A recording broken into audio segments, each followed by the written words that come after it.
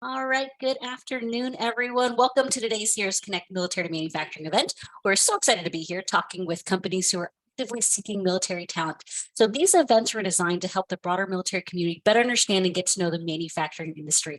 Because let's get it right, it's an industry that maybe not everyone knows much about, let alone the subsectors of this industry. So welcome again. I should have probably also introduced myself. My name is Katie Bowerman. I'm a senior program manager with the Manufacturing Institute, and I oversee the virtual Heroes Make America Military Skill Bridge Training Program, in addition to these Heroes Connect events and other virtual events that we put on for our transitioning military and veteran community, which I'll talk about more in a little bit.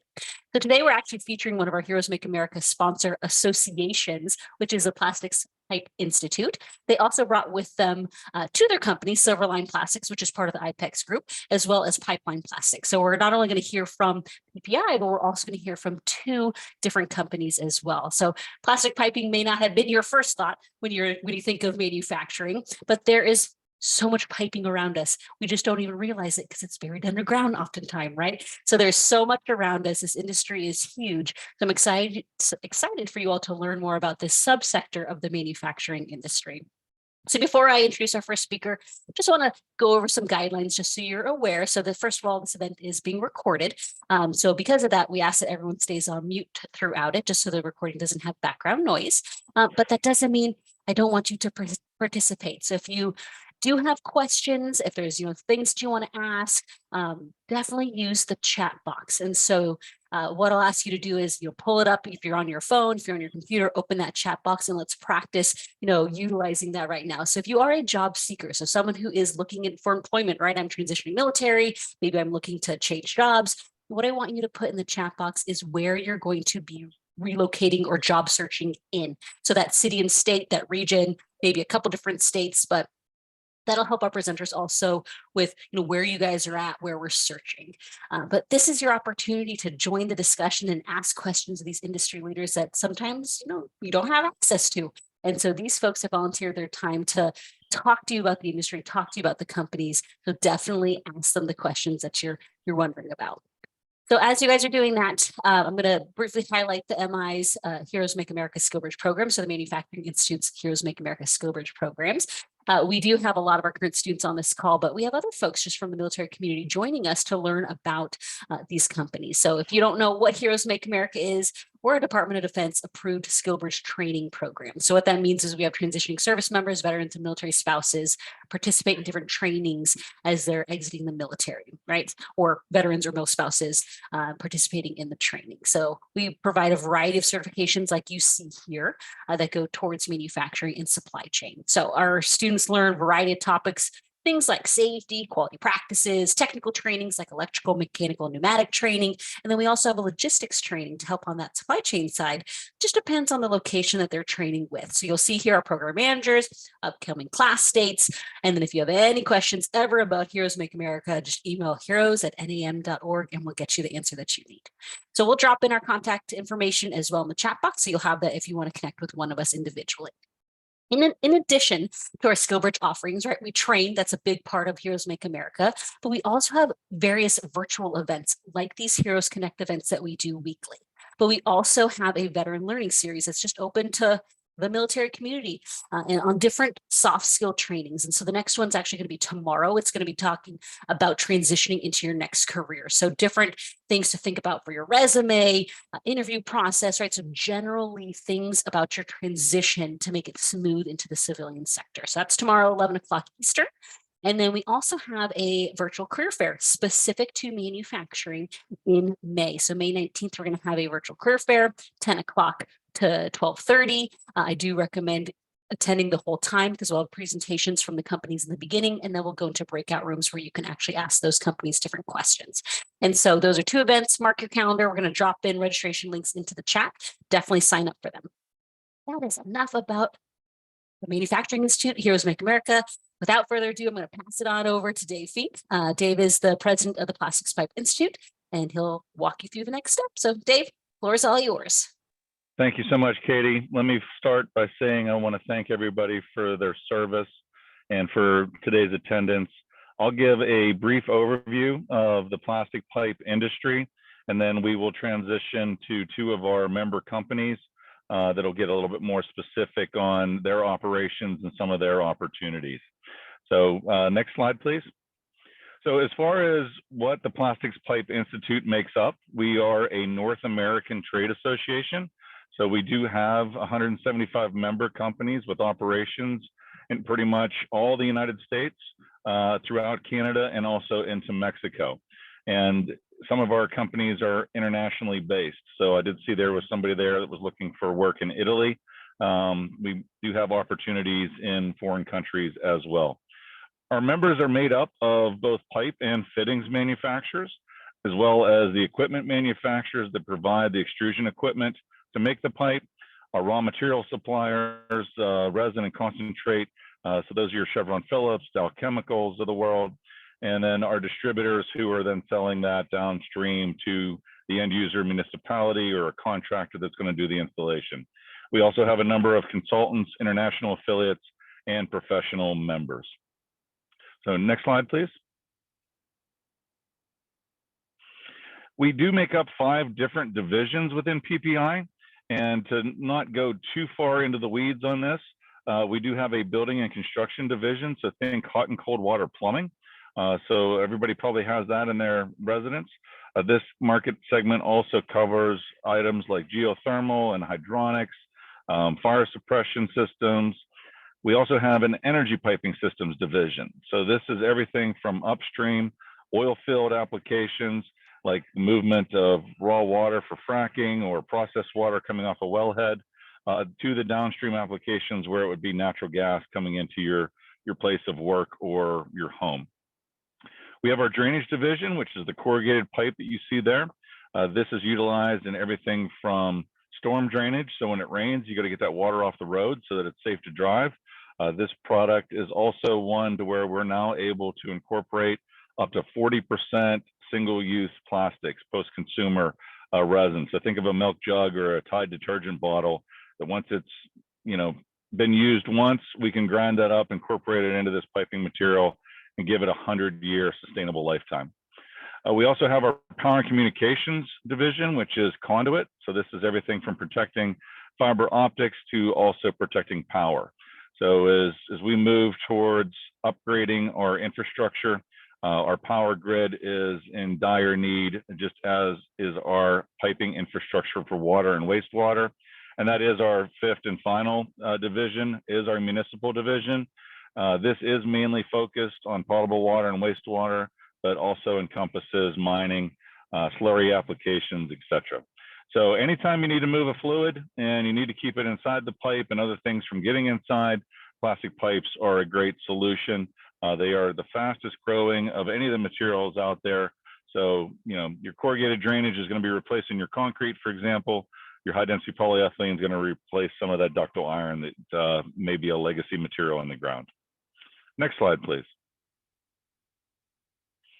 So this is an example, and Katie, if the video will play, it's only about 90 seconds. It's a cute little animation that really gives you an idea of what this picture dictates. So it's that from the curb to under the curb. So let's hope the video plays. Plastic is used everywhere. We wear it. We wash from it. And unfortunately, we throw away a lot of it. Like a lot. But when recyclable plastics are actually recycled, the same things that make plastic so challenging for landfills can be used to produce superior materials that will connect us to our future. But you have to look deeper. HDPE stormwater drainage pipe like this can be made using most recyclable containers. And it lasts for over 100 years. In fact, the plastic pipe industry uses over 600 million pounds of recycled plastics every year. It's like, whoa. With our underground infrastructure built using outdated materials, the need for HDPE sustainability, quality, and outstanding product performance has never been greater. When you make sure that your number 2 and number 5 plastics are recycled, not thrown away, You're helping to solve infrastructure needs now and helping make materials that connect us to our future. Visit plasticpipe.org to learn more. Thank you, Katie. So as sustainability is obviously top of mind these days, circular economy, these are all buzzwords I'm sure everybody is hearing about. Plastic pipes are part of the solution. So you can see there the opportunity to recycle milk jugs, Clorox bottles, etc., and give it a 100-year lifetime. This slide is really just put together to show some of the opportunities for advancement within our industry. And I'll be turning this over to two of our members, but these are fairly typical progressions. So most of our manufacturing members do end up promoting from within. It is a skill that they're going to train you as far as how to make plastic pipe. So that skill can translate then into promotional opportunities. And these are some of those types of examples. So with the individuals that are participating today, I'm sure we've got everybody from logistics to mechanics on the call. This gives you a little bit of an idea of some of the job positions and career paths within the industry. So with that, I will turn it over to our two members, with the final comment being that this is a fast-growing industry. All of our infrastructure needs to be rehabilitated. There's a lot of governmental funded money coming into this for water, internet, and with that, again, thank you, Katie, and I'll turn it over. Awesome. Thank you, Dave. I think that was a great overview of all the things that plastic pipes are needed and used for. And I think that really will resonate with a lot of our audience today. So next, we're going to hear from our first company, Silverline Plastics. So Nick, I'm going to invite you to come on, talk a little bit more about the company, and floor is all yours. Okay, great. Thank you, Katie. Yeah, so my name is Nick Urdialis. I work on the talent acquisition team here at Silverline Plastics and IPEX group of companies. I've been with the company for about 8 months. Before this, I kind of worked as a technical recruiter for some other government contracts within the aerospace and intelligence community. And then as of 2016, I actually retired from active duty Air Force with just over 20 years of service. While I was in, served as a weapons specialist, also as an intelligence analyst, and then I spent just over 10 years under the hat as a drill sergeant. I say all of this just to say that I can obviously relate to that transition period between the military and civilian lifestyle and some of those challenges that it comes with. So here to connect and help out. So next slide.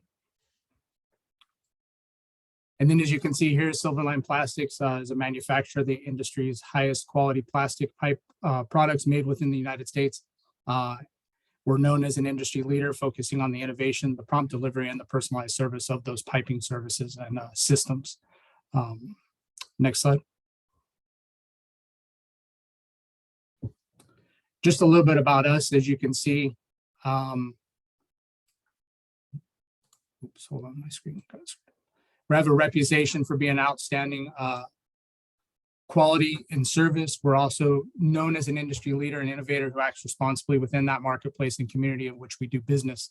Silverline is also known as a reputable and responsible employer who offers outstanding benefits, excellent opportunities for advancement. Those benefits we'll talk a little bit about at the end. But I think the key here is that those opportunities for advancement, you may see some positions that maybe they're equal level for where you're at. Maybe you're looking for different opportunities, whether those happen to be more of a senior on the technical role or more into that leadership, human resources standpoint. And those are all opportunities that we offer at Silverline. Next slide.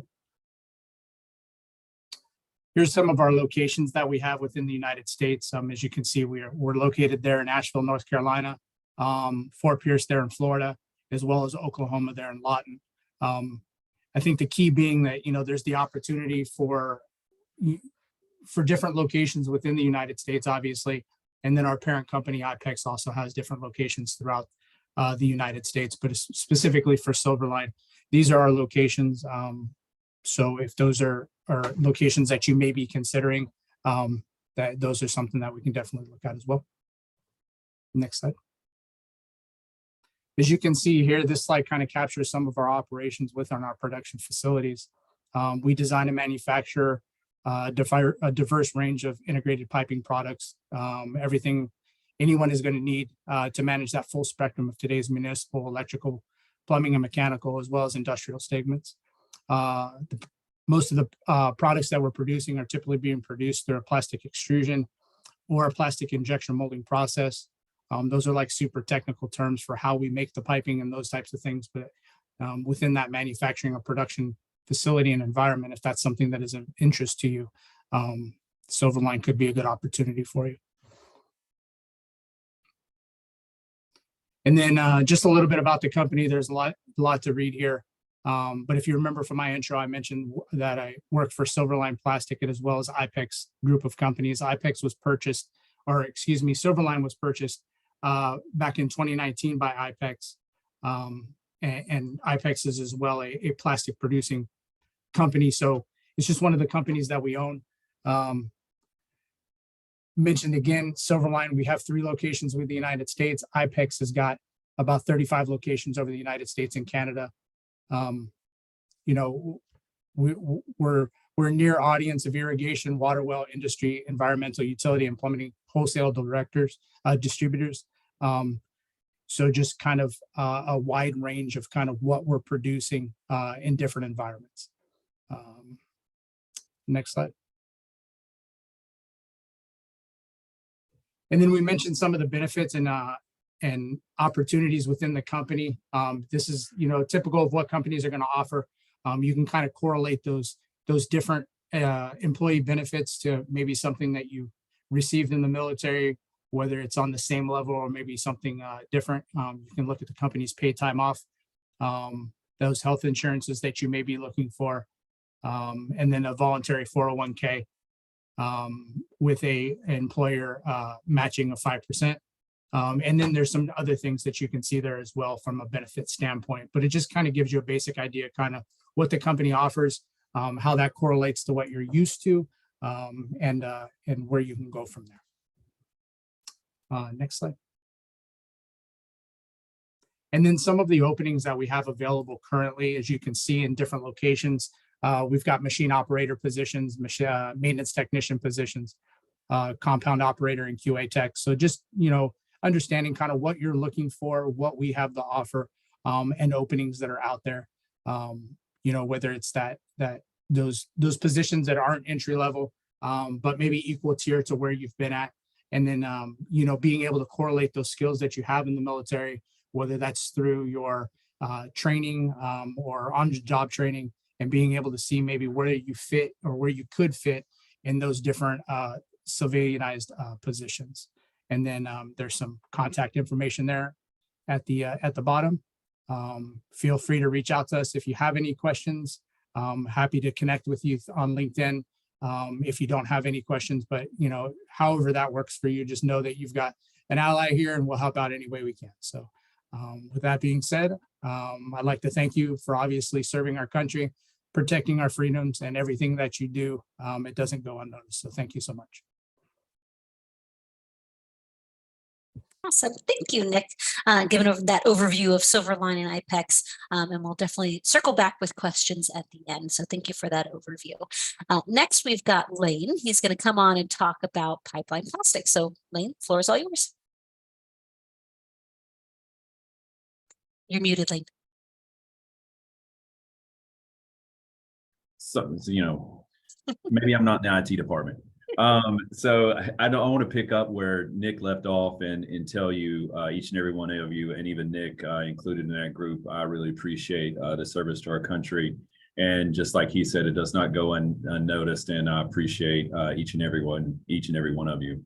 My name is Lane Chambly. I am with Pipeline Plastics. I am the VP of Sales here. I've been in this role now for about a year and a half. I kind of grew up in underground business and been in that way my entire role. A crazy thing, I've kind of come full circle in my life, in that as a young guy in the workforce, I was actually fusing this pipe together when I was young. So it's definitely come full circle for me. Well, you can go to the next one. So what we do, we produce high density polyethylene pipe. What we think it is the most durable pipe, you know, that you can get in the market right now. It goes in everything from drinking water, irrigation, mining, sewer pipe, and we are really popular in the oil and gas market. So it's out kind of in West Texas is our biggest one, is the biggest play right now, out in the Permian. So it's the one unique thing about HDPE pipe is that it creates a leak-free system. As our water becomes more valuable and more scarce, as we have more people moving into the country, we having droughts. Unless you live in California now, you would probably disagree with me. But as all that happens, what we do is we create opportunities so that we're not losing any of those valuable resources, and that it's a durable product. It's going to last for 100 years. And it's like I said, we think it's the most durable product on the market today. Next one. We were founded by a man by the name of Monty Fisher in 2010. He started out with his Decatur, Texas plant, which we'll call it Dallas, Texas here. We were a family-owned business for 9 years. He finally sold the business in 2019. We're headquarters here, close, kind of in between Dallas and Fort Worth and Westlake. And some of the great things that Monty founded, that he started this business on, even though we've grown past where he stepped out of his role at, we're still kind of a small business based on that small family business atmosphere, and have a lot of those qualities to this day still instilled within the corporate office and then all of our plants. When you go in there, you'll see them. There's two types. We produce two types of polyethylene pipe. The first one is high density polyethylene pipe. You'll see most of that, for water, irrigation, sewer, like I said, out in the oil and gas fields, you'll see that. This is one that's typically black. We produce this pipe anywhere from 2 inches to 65 inches. So we have a wide variety of sizes in there, depending on the application. And we've also started producing about almost a year and a half ago, we started producing medium density polyethylene pipe. As you can see, this is an example of that in this picture. It's yellow pipe, and it's used to transport natural gas. And most of the time you'll see this pipe even coming up to your house. This is kind of typical of what you see even in your house and going back out into the street. So you can go to the next one. So we've got 4 plants across the country. And if anybody is on this call who decided, where I want to live, I want to live in the middle of the United States, I have the job for you. I'd have told you this is not true, but the geographic center of the United States is in Belle Fourche, South Dakota. I thought they would be, the first time I went, I thought they would be like a statue or something there, but it's just like there's a little button just like on the ground. It's like 6-8 inches big, and it says, all right, yeah, here's the center. So it's in the middle of nowhere. But Belle Fourche is a lovely place. If you're a biker, it's just north of Sturgis, and also Mount Rushmore, really cool place. But that was actually our second plant we opened. The first one was our Decatur plant. When Monty opened the company, we started that one. Then we moved to the South Dakota plant, and then we opened the one in Levelland. And then we opened, although we count Levelland as one plant, it's actually 2 plants. We added the last one about 4 years ago, and we think that it's probably the largest HDPE producing pipe plant in the country. And then about 2 years ago, we developed one in Fair Bluff, North Carolina, which is just across the border. It's kind of about 45 minutes from Myrtle Beach and 45 minutes from Wilmington. So we've been over there now for about 18 months producing pipe. And our Decatur plant, it only produces now the medium density pipe. So everything coming out of there now is the yellow gas pipe. And we've also started recently producing that same material up in our Belle Fourche plant. And the next one. So basically, I think one of them alluded to it before. Looking at this, when I think about manufacturing, when I first came to this job, thinking about manufacturing, I was around ductile iron pipe manufacturing, so I know how messy and dirty that is. Coming to this plastic manufacturing, it is completely opposite of what my experience was in the past.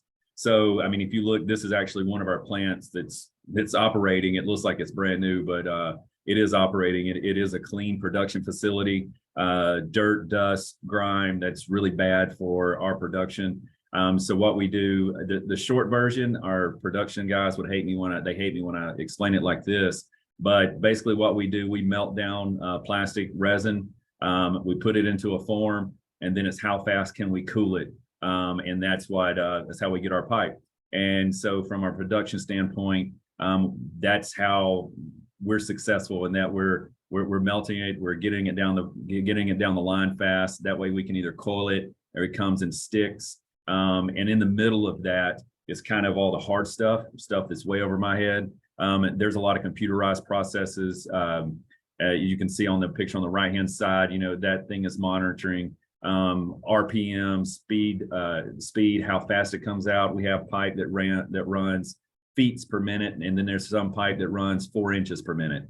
I mean, it's just depending on the size. There's a monitored QC process in those lines that's judging, where is our walls thick enough? Are we out of round? Making sure that everything is staying just like it should. So, I mean, even though, when I first describe it, it seems really simple. There is a lot of technology that's involved in this process. And it's a really amazing process to see and be a part of. Next slide. So currently right now we've got a couple, these are just a couple of positions that we have open. Right now we have our production manager, which basically would be responsible for everything that is on those lines. We have buildings that have 3 lines in them. We have some buildings that have 5 lines in them. So it depends on where you're at, kind of what that responsibility level is. Plant administrator, maintenance manager, maintenance mechanic, extrusion technician. Like I was saying, this is kind of, I think David had a really good slide to show the progression of kind of each one of these as you can move along.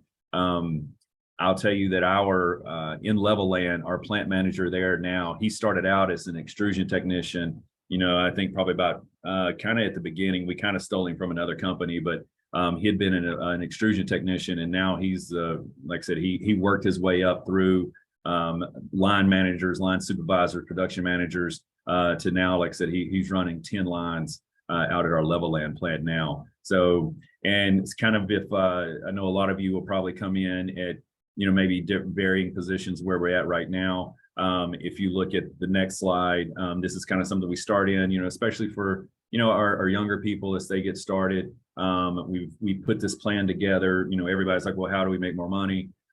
We put this plan together. It's almost that we've had people complete this in as much as a year. I mean, and this is definitely something, this gets you on the line from an extrusion technician. This is going to put you into, you get done with this, then it's going to be a line supervisor, and then, a shift supervisor, and then production managers. And then this is kind of the very beginning of the process that we have put together. This one is easy to quantify. Do it like this. Like I said, we had guys complete it in as quick as a year. By the time you get that done, it's almost a 30% increase in your hourly rate at this point. So it's we're working like we want to be receptive to giving people plans and ideas and showing them this is the next step for you, and we're trying to build into people as much as we can. So that'd be a great one. But if you look at the next slide, kind of just like everybody else, I mean, you look at it, there's medical, dental, long-term, short-term disabilities, life insurance, PTO. We do have matching 401k. We do have a matching HSA as well that didn't make this list. And, and this is just kind of company-wide. Also in our production facilities, we do have quarterly bonus plans, to be based on production, based on safety, just kind of making sure that we're doing all the right things we need to, and those are paid out on a quarterly basis as well. And I think that's my last one. And just like I started it, this is, if there was any of those locations, that look like, of interest to you, and, anywhere you'd like to move within, 30 or 45 minutes of, you can reach out to Brandy Moore. She's our HR specialist. You can always, the QR code will get you to our website. You can click on careers and you can find us there. My name is Lane Chambly. I'm on there as well. So if you have any questions, you can always reach out to me. And kind of just to close the way I finished, I can't tell you how much I appreciate your service and dedication to this country, and I really appreciate it. Thanks, Elaine. I'm going to ask that Nick and Dave come back on and we can do some Q&A with our audience. So we did drop in quite a bit of contact information. So we had dropped in Brandy Moore and Lane's contact information for Pipeline Plastics. We dropped in Nick's contact information for Silverline, Dave's for PPI. We can redrop all of that into the chat as well, but you've got some email addresses here on the slide.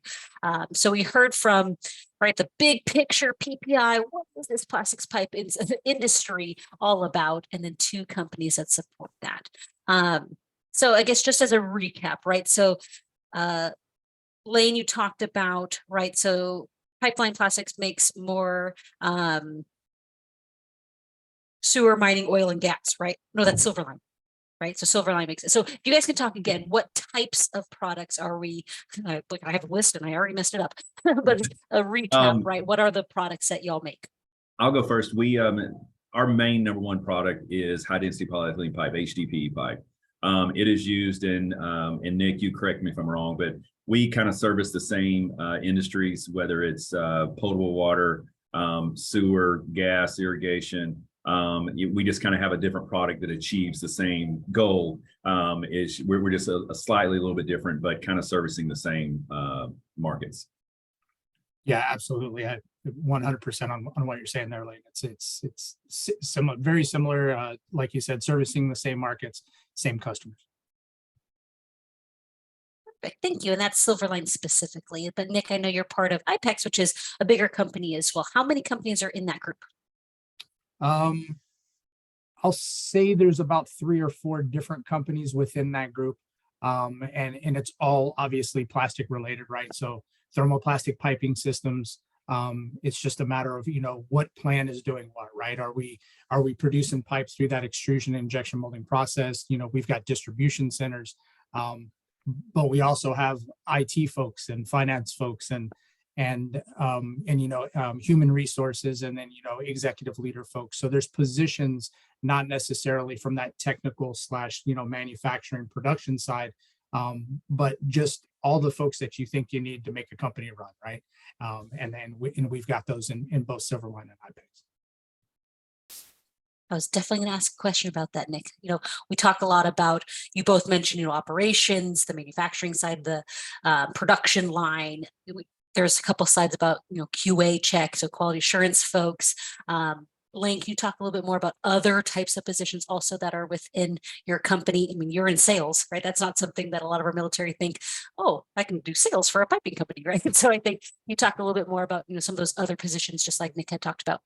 Yeah, kind of like I was telling you that we're definitely smaller than IPEX, but we're a company, we employ about 200 people. So kind of just like Nick had stated, it's everything that, we're currently trying to hire a receptionist. I'm trying to hire someone that's in sales that would be willing to, that's maybe located in the Arizona, Colorado, Utah area.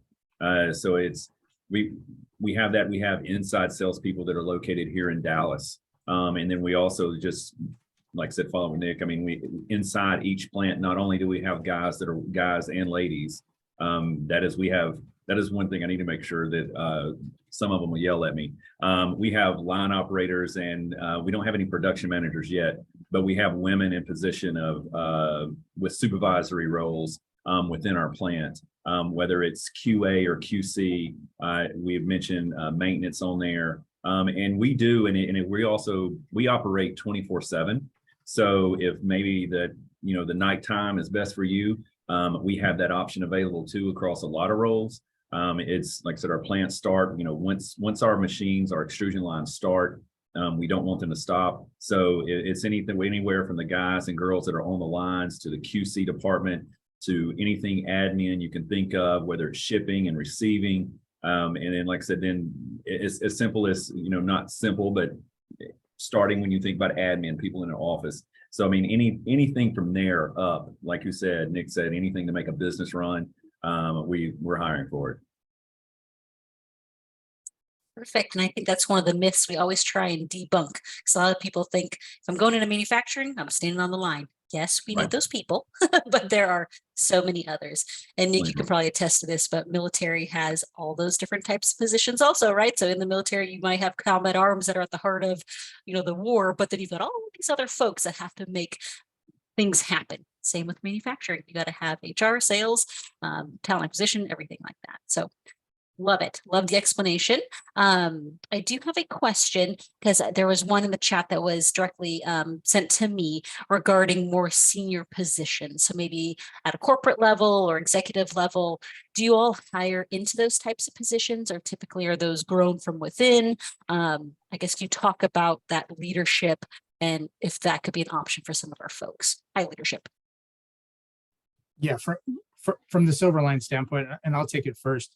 I would say the answer is both, right? So do we hire within? Absolutely, right? That's obviously where we would want to hire from, is to hire within, grow our people within our own company. But we also do hire those senior level executive positions externally.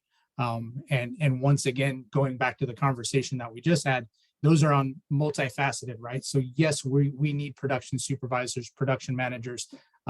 Right now, we've got process engineer positions available.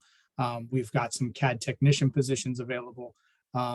So, process manager positions, which kind of looks like a project manager, which maybe hits your senior enlisted junior officer grades, and those types of things. But we also have those in different realms, right? So we may need finance folks. We just hired talent acquisition managers. So there, all those positions of what you would consider maybe those senior level positions, we're hiring both, so internally and externally. And I agree with Nick too. And it's, I can speak for the HDP business. I was hired externally. Even though I've been around the underground business, I came from an outside company, a company similar to what Nick's is before this role. So I was external. And I will tell you, in the HDP business, we have it's been around HDP's been around a long time. But right now we currently are in a process where a lot of our leadership, a lot of our people within our industry are getting close to that retirement age. And so we're trying to get younger as an industry. We're trying to be more diverse as an industry. So we do like to hire internally as well. But also we're just looking for leaders, and Nick's probably the same way too. We can, our process is what it is a process, and we can teach you processes, but what we can't teach is leadership skills, and that's something that we look for. The U.S. military, you guys, you've perfected that, and so that's one thing that gets us excited about this program, is that if we can find leaders, we can handle the rest of the part. It's that part will be easy. So we just want to get people in place, that way we can develop them, and then they'll be fine. So it's we want to hire, we do look hire from within, but like I said, we have an aging workforce in our industry, in the HDP industry, so we need new talent very soon, or everybody's gonna be retired. I think that goes for manufacturing across the board. It's an aging workforce, definitely. But I love that you had mentioned, Lane, right, about tapping into those soft skills, that leadership, those other skills that our military is coming with. And I think there was a question in the chat regarding, I don't have a maintenance background, but then I'm transferring into the manufacturing world. And I feel like you just answered that question of, but all those other things you do know, your transferable skills, your soft skills. And I guess, Nick, if you want to also speak to this, because as someone who retired you obviously didn't come from a plastics or piping background, and then coming into your position, what were some of those other skills that you brought to the table into your new position as you transferred to this industry? Yeah, of course. So I mean, like you mentioned, it's those soft skills, right? So what do we know typically from somebody that's in the military about the military? We know that they're going to show up on time. We know that they're going to come with a sense of urgency, but also a sense of respect. We know that they're going to, generally speaking, have some sort of technical background, right? Whatever their job was, whether they were a finance troop, whether they were a mechanic on tanks, whether they were, in pneumatics and hydraulics on missiles. We know all those different types of things. And it's really that ability to be able to transfer, to quickly change, to be able to to train quickly, understand what's going on, follow rules, follow safety, but also understand that, you know, if you see something, say something type of thing. It's really those soft skills that we're looking for. And then, like Lane said, from a technical aspect, we can teach you how an extruder works. We can teach you what a maintenance line looks like. And we can teach you processes and projects, you know, QA type of thing. So that's really, I think, why the military member transitioning is really a key aspect of what we look for. I think that was a perfect way to say it, Nick. And I hope our military were taking some notes there, because those are things that should be on your resume, and you should mention in your interview those transferable skills like the trainability, following of processes. You all know safety to some extent, regardless of your position. So I think those are the skills to really focus on if you're stuck on that application phase and getting in. So I appreciate both of you on that explanation, because I think that really hit home with I know some of my service members I work with, they have those questions. So I do have another question in the chat. Dave, are you able to join us for, I know you're kind of multitasking here. Okay, let me bring you in real quick. I do have a question in the chat. Someone had asked, out of the 5 divisions you mentioned, what is in most demand? So which division is highest demand right now? All the above. You've heard from 2 of our members. The other 173 are looking for all the above as well. This is a growing industry. There's probably 4 to 5 new pipe plants being built every year. All those typically are going to need 40 employees, from everything from entry level up to a production manager. So as Lane stated, and as Nick was commenting on, this is a growing industry, and literally all the above is needed. So it's a wonderful opportunity to get in, because there is good opportunity for advancement. Awesome. Thanks, Dave. And I know we had dropped in the member companies link into the chat. We can do that again. But what I encourage all of our participants, right, definitely check out Silverline, definitely check out Pipeline. Of course, they're featured today, but then also look at the big list of companies, because these 2 companies, right, had a few locations around the country, but that doesn't mean they're the only ones around the whole country. So look at the big list as well, to see who is near you.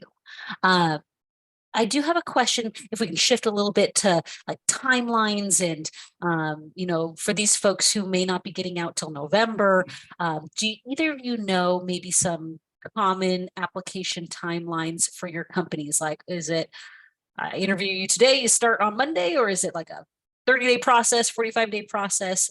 What should our participants expect?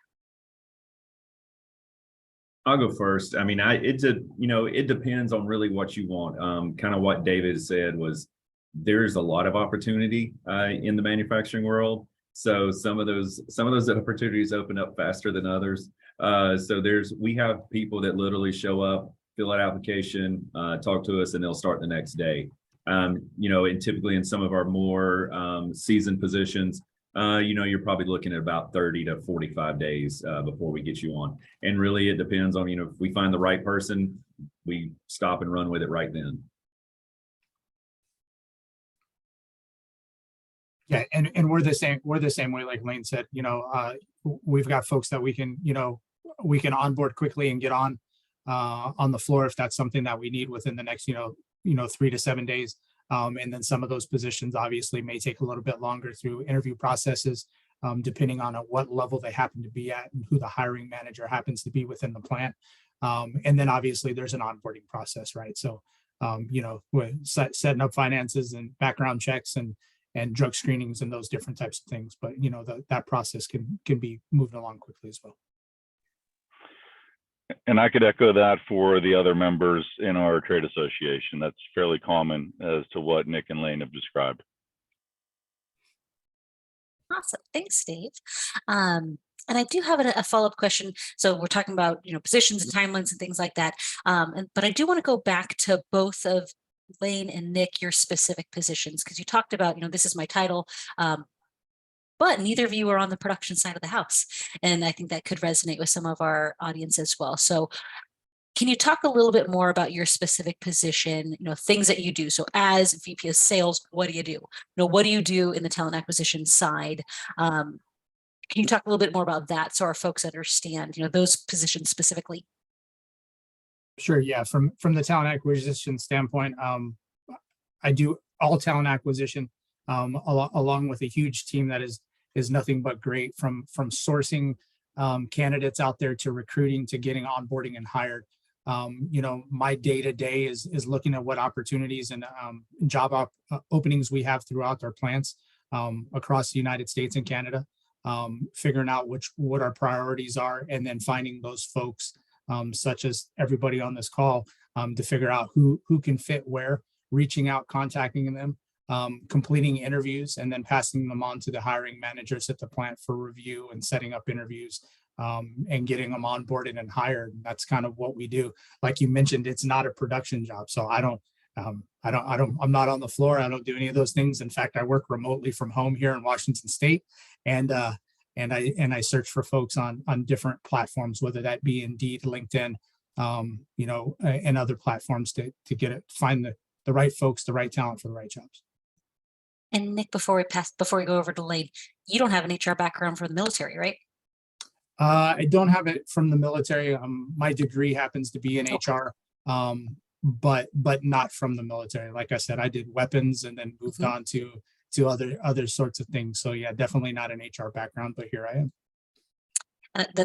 I mentioned that because I think we have some folks on this call, right? They might be in combat arms or something, not even HR related, but if you have education in the field as well, definitely utilize that if that's the area you want to go into. So thanks, Nick, for explaining that. Lane, how about sales? What you doing over there? What are you doing your job? Yeah, a lot of different hats. It's I have a couple of different groups that report to me. Obviously the outside sales group. I have the inside sales group, and then what we call our shippers. They're our group of people that is at each plant that's responsible for getting the loads out on time. So we kind of consider them part of a function of sales. So they all report to me. I do spend a lot of my time when it says sales, it seems that I'm out beating on doors. I do spend a lot of my time with my outside sales group, but most of my time is spent with our production of VP. We spend a lot of time when we talk about how can we be more efficient in a plant? How can us as a sales group help affect the production side, depending on what orders we're taking, which ones are good, which one's bad. Not all sales are equal. So it's trying to set ourselves up, even though we have a really good relationship in that we work across those silos, and to making sure that what we're doing is not, we want to sell stuff, he wants to make stuff. But it takes a team effort for us to do that. And so we're constantly collaborating about, like I said, it's what orders can we take, or which ones do we need to go look for. And then we also talk about, our strategy for how we go forward. As you look at our plan, we're always looking for opportunities to expand. So we get a lot of questions from our CEO about, well, if we did this or we did that, what equipment will we need? Can we sell this? So there's a lot of projection that goes in with my job, trying to look, and kind of a lot of it is just kind of the swag method. It's a lot of guessing that goes on sometimes, but those are the exciting things. It's not, we're always dealing with customer complaints, issues. We never have those, but when they do, but things like that. And and kind of a little bit what Nick does too. It's always, we're always kind of recruiting as individuals, trying to meet someone, talk, somebody talks about, hey, this person's a really good person, just try to build those relationships too, so that when we do have open spots, that we already have somebody, right? We have somebody in mind when these position comes open. It's like, oh man, if I could, if somebody leaves me, if so-and-so, if I could get them, that would be fantastic. And those, you kind of start building those lists. So, that's a lot in in probably about a minute time, but it's a lot of different hats. There's a couple of things in there that I definitely want to hit on real quick, as you had mentioned, right? That pipeline of talent. I want to put a plug for our audience to really hit home. Networking is important, right? Talking to these guys before you ever even apply, getting on their radar, having the conversations about what types of positions you may fit for, and then they can kind of plug you into that talent pipeline. So if a position does become available. So Lane and Nick, and I know Dave, you'll probably say yes as well. So are you all three open to having conversations with these folks? If it's just an exploratory, like, where would I fit? would you be open to having those conversations with these? I am. participants? Yep. Yeah, absolutely. Yeah, that's why we provide email addresses and LinkedIn. So definitely our participants today connect with these guys. A couple different things also, Lane, you had talked about, what you do in sales. And I think when I talk to service members, they're like, sales, I'm going to be knocking down doors. I don't want to be cold calling, but that's not what you do. And so I think there's a lot of transferable skills from the military that could go towards your position, that collaboration, the strategic planning, the working with the different departments. I think all of that still applies. So I don't know, Lane, if you want to expand on that. Yeah, I would. I've been in a sales position, and I will tell you, if you can, all of y'all that's on the phone call, if you can work for a manufacturer that doesn't sell directly to the end user, you want that sales job first. Selling to the end user is wonderful, and it's done well for my family, but it comes with a lot of different headaches. In our current position, we sell through distribution, so we're not selling directly to the end users, and so everybody we sell to are established businesses. A lot of them are nationwide companies.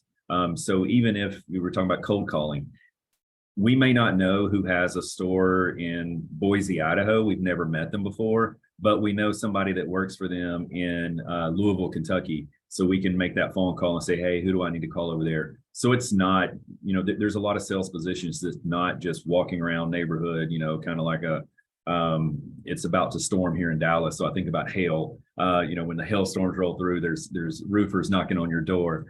So it's not that. I mean, it's a lot of our business is about relationship building, more than it is about being technical about your product. We hope that I joke about this, and I shouldn't since it's on a recording, but we hope that the pipe is round with a hole through the middle of it. And but it comes down to what Katie said, talking about networking. Yes, always be networking. Don't be afraid to reach out and ask questions, ask for advice, because that's how most of our work gets done. So don't ever stop doing that, even if it's just a connection. Just this morning, I'd reached out to someone that I'd met one time at a convention to ask about someone else. So he'd worked for this person. So it's always good. You just kind of always make those network connections and just keep that kind of in the back of your mind when you are having these conversations, if there's someone that you can reach and ask those questions to. And yeah. Perfect. And for lack of a better description, our industry is very friendly. And what I mean by that is, as a trade association, you have competitors that are coming together to collaborate to ensure that, we can continue to sell our product, enter new applications, enter new markets, but they generally all look out for each other as well. It's really a great industry. I've been in it for 28 years. I was with a big resin company, Dow Chemical, for 12. I was with a pipe manufacturer for 13. 3 years now in this trade association. It's the best industry I've ever been involved with. Awesome. Thanks, Dave. I think that also hits home with some of our service members because we're looking for fit, right? When we leave the military, we're not just looking for what's the next job. I mean, sometimes that happens, but ultimate goal is to find fit. And I think that feeling of non-competitiveness, it can really resonate with some of our folks. So I appreciate that comment. I do have one more, and if anyone has questions, please be sure you're putting them in the chat box, or you can use the raise hand feature. So I'll keep asking questions until we have more in the chat. But one thing we hadn't talked too much about is that distribution lane you had talked about, working with your shippers and things like that. Because I know a lot of times in the military, there's a lot of logisticians out there and a lot of folks with logistics background. So is there a space for that type of talent and skill within your guys' companies, and what does that look like? What is the name of the positions, they may search for, things like that? Yes, right now, I mean, we're always looking for help, right, in probably across the board, but we call them our shipping coordinators. So they do work with, it's a weird position that they work with the end user, but that's not our customer, because we're selling through, if you guys have driven down the road and, some of our customers, and probably Nick's is the same, the Ferguson Waterworks, Core & Main, Consolidated, kind of those guys, Lee Supply. I mean, these are kind of big national companies. So those are the people that we'll sell to, but we coordinate with the end user. So there's a lot of different activities that happen in there because you're really coordinating. The customer may tell you, all right, we're ready for it, but then the end user may not be ready for it, or they haven't talked. So there's a lot of time, there's a lot of frustration on their part too, but we have a really great set of shippers. I mean, they are constantly on the phone. I mean, they are piecing a puzzle together because they have goals at the end of the day. All right, so we need to ship this much and we need to get these jobs out. There's always an emergency. We need this one needs to go before that one. So it's constantly that job right there. It'll keep you on your toes because you're probably on the phone probably 75% of your day, talking with either someone delivering pipe or trying to get pipe delivered. And it's good. And then also from a shipping standpoint, I mean, and just in general, you look at from a distribution standpoint from us, the downstream from us is the same too. I know we're here to promote Pipeline Plastics, but just from a job and a standpoint, I mean, you look at the distributors, if maybe Pipeline Plastics doesn't fit in your goal, there are plenty of our distributors that sell both mine and Nick's pipe in probably every town that you go to. I know together, I think we've got 7 locations, but when you start looking at those national distributors like Ferguson and Core Maine, they're in every town that you're going to move to.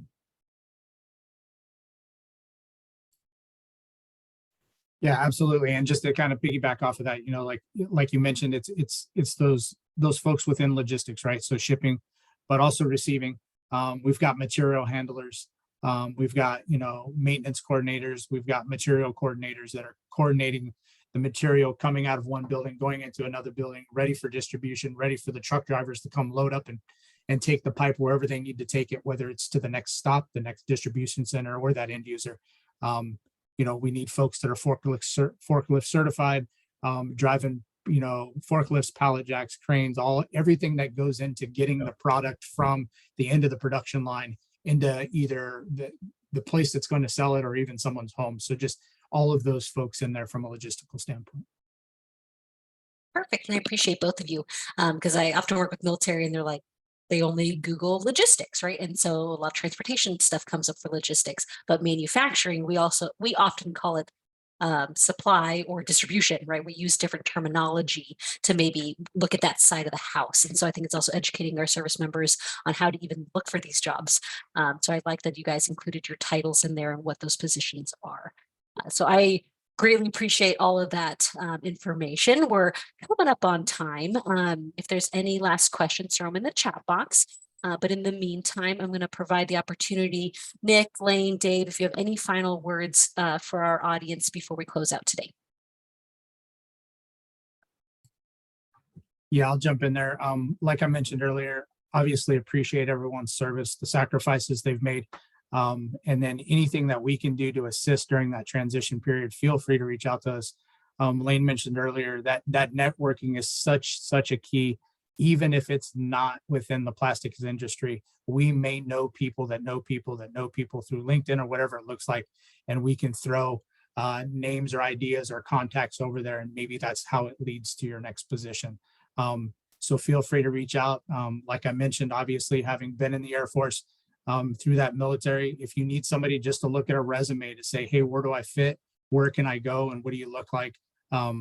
Feel free to reach out to me and I'll help out any way we can. Yeah, same. Just like Nick, I want to thank you for your service and dedication to our country. And yeah, if there's anything that you need, feel free to reach out to me. They just posted my LinkedIn and my email. So don't hesitate to connect. And if there's anything that I can do for you, just like Nick said, just always continue to be networking. And then if there's anything I can do, if you have any questions about our industry, the HDPE industry, even if it's about, one of my competitors, if maybe there's a pipe plant, that's in wherever you're moving to, and you'd like to ask some questions, I'll answer them best I can. So do not hesitate to reach out and connect with me. Yeah, and I will echo the comments from Lane and Nick. I want to thank everybody for their service to our country. I also want to thank Lane and Nick for their participation today. I believe this is the 5th year that PPI has partnered with the HEROES program. It has been a wonderful partnership for PPI and our member companies. So thank you, Katie, for this opportunity here today. And like Nick and Lane said, if there's questions, there's obviously more members.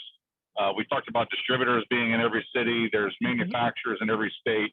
So if you're interested in this line of work, if you're interested in this industry, feel free to reach out to me as well and give me your location, and I'll try to make a connection. Awesome. Thank you all. All great advice, all great information. I appreciate you taking the time today to talk with our folks and educating them on the plastics pipe industry, right? This is not something that a lot of folks maybe think of as their next career. So it opens my eyes every time, and there's just so much to do in your industry, and I think it'll be a great fit for a lot of our people. So just to wrap it up, we did throw up a poll. If you can fill that out real quick. So just before you head out for today. Additionally, I do recommend, we've mentioned it multiple times, connect with these people, right? Connect with them. They are people who can ask those or answer those questions that you may not know who else to ask, right? Where do I fit in the industry? What other types of companies can we look at? Dave knows all of the companies, right? So connect with these subject matter experts in the industry. Follow their pages on LinkedIn, go to their career websites, do that research and really see, is this an industry that could fit for your post-military career? Additionally, make sure you follow Heroes Make America while you're at it. And then if you're not busy next week, we're going to have another Heroes Connect event next Wednesday, May 3rd at 3 o'clock Eastern. We are going to be having a food manufacturer, Mars, the big candy maker, is going to be talking to us about their manufacturing processes and their company in general. So that's a wrap for today. We will see you all next week. Thank you for joining us, presenters, audience. Thank you, everyone. You all have a great day. That's a wrap. Thank you.